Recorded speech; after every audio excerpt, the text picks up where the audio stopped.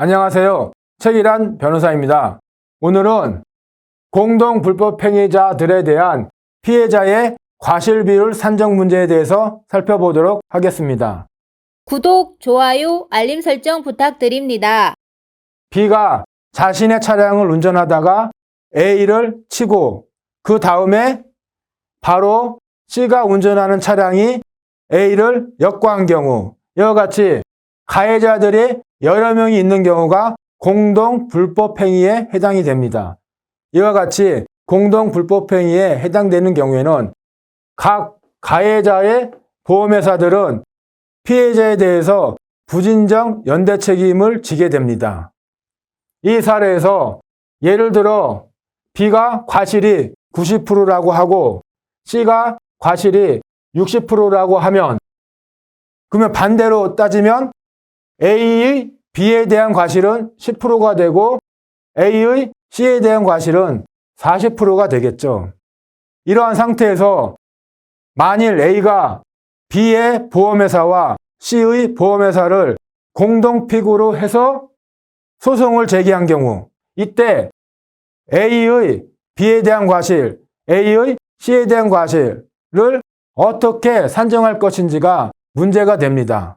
이 사례에서 보면은 대법원의 확고한 입장은 무엇이냐 하면 A의 B에 대한 과실로 10%, A의 C에 대한 과실로 40% 이렇게 별개로 A의 과실을 결정하지 말고 B와 C를 하나로 보고 과실을 전체적으로 한 개로 정해라 라는 입장입니다.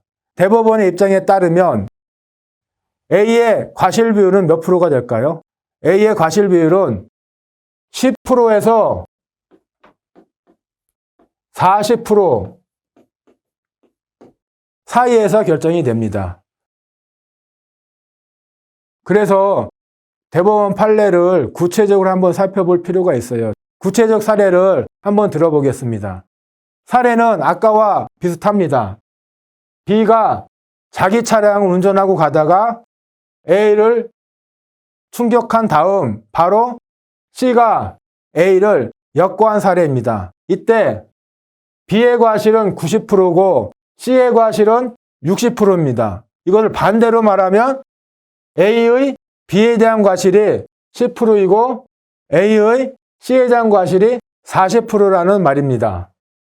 이러한 상황에서 만약 A가 B의 보험회사와 C의 보험회사를 공동픽으로 해서 소송을 제기했다면, 그리고 그 소송에서 법원 심리 결과 A의 과실 상계 전 총 손해액이 100만 원이고 A의 B에 대한 과실 비율이 10%이고 A의 C에 대한 과실 비율이 40%다 라는 것이 밝혀졌다고 가정을 하면 아까 설명드렸다시피 부진정 연대 책임의 법적 효과에 대해서 자세히 살펴보도록 하겠습니다.